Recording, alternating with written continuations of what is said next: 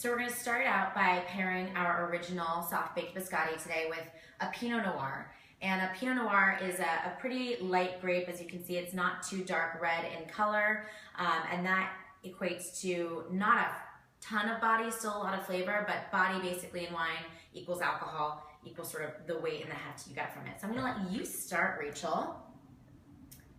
So do you taste first or do you drink first?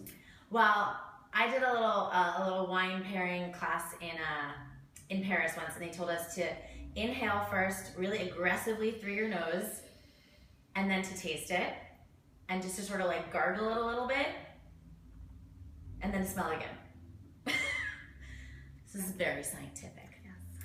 And now you can pair it with some of our original, and I'm gonna do the same.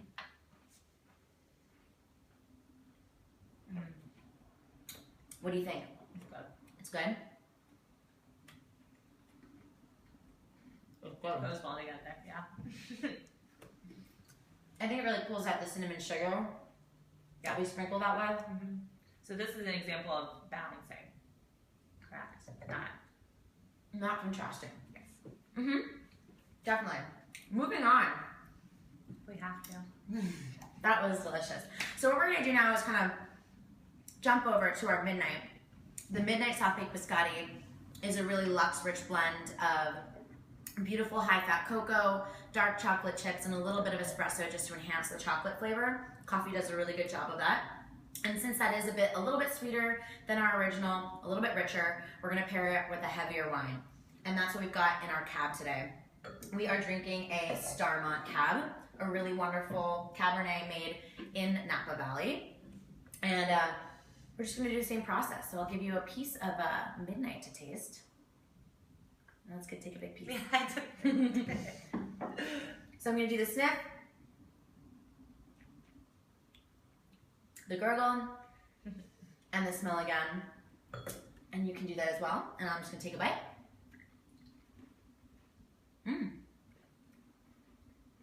That's nice as well. Oh, yeah. That's good. I think even a Zinfandel would be nice here. I was thinking that because it's got a little pepper in it. Yeah, it's got a little pepper. It also tends to have a little bit higher alcohol content. Sometimes can be a bit more fruit forward, and that can pair really nicely with the chocolate. That's good. So, continuing on to finish off strong with our gluten and dairy-free banana bread flavor right here in the middle.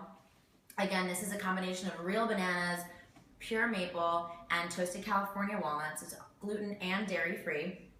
We're gonna pair it with some ice wine over here. And so ice wine is a little bit non-traditional. I think for biscotti, most people think Vinsanto, which is a really traditional Tuscan wine that they pair with Cantucci in Tuscany, and it literally translates into holy wine. We don't have any Vinsanto here today, so we're doing it a little bit more West Coasty, and this is from the west coast of Canada, ice wine, and it is made when the grapes are kept on the vine to freeze. And so the water inside the grape freezes, but the sugar does not, and the sugar content just kind of amplifies, and you get this really almost kind of viscous, syrupy like wine, really sweet, really beautiful when paired with dessert. Never had ice wine before. First time for everything. Here you go. Why don't you start? Okay, this one I'm assuming you don't have to smell too hard. No, you can smell it as hard as you want. Okay.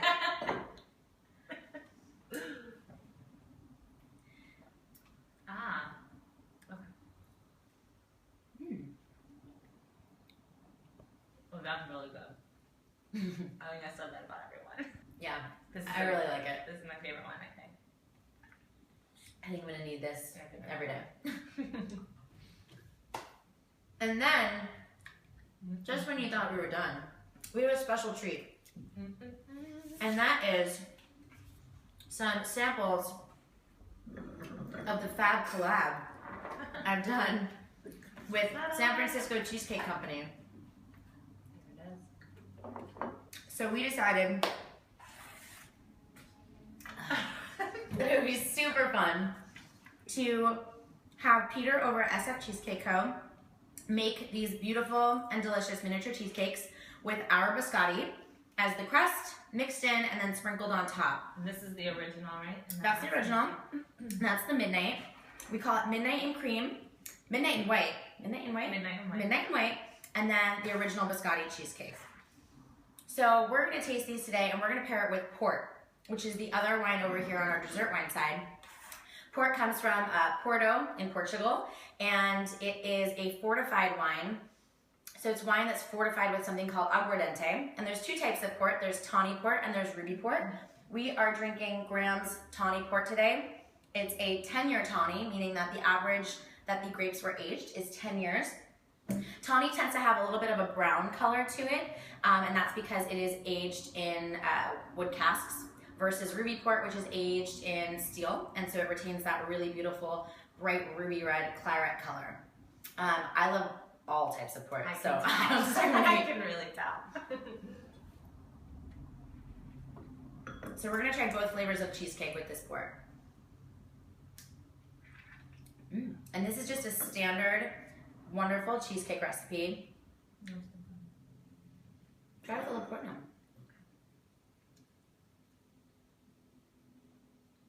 That's good. I like it. It's all nice in your mouth together. It's sweet on sweet, but it still pairs really nicely. I think these would go really nicely with the ice line as well. If we had some sparkling Moscato, I think you'd have a hit as well.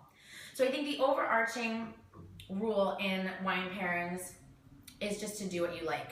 And you find out what you like by trying a lot of different things and tasting everything. So go out and buy a bunch of wine, buy a bunch of biscotti and cheesecakes, and have yourself a nice little afternoon. It'll keep you warm on these cold winter months. It's true. Thanks for watching.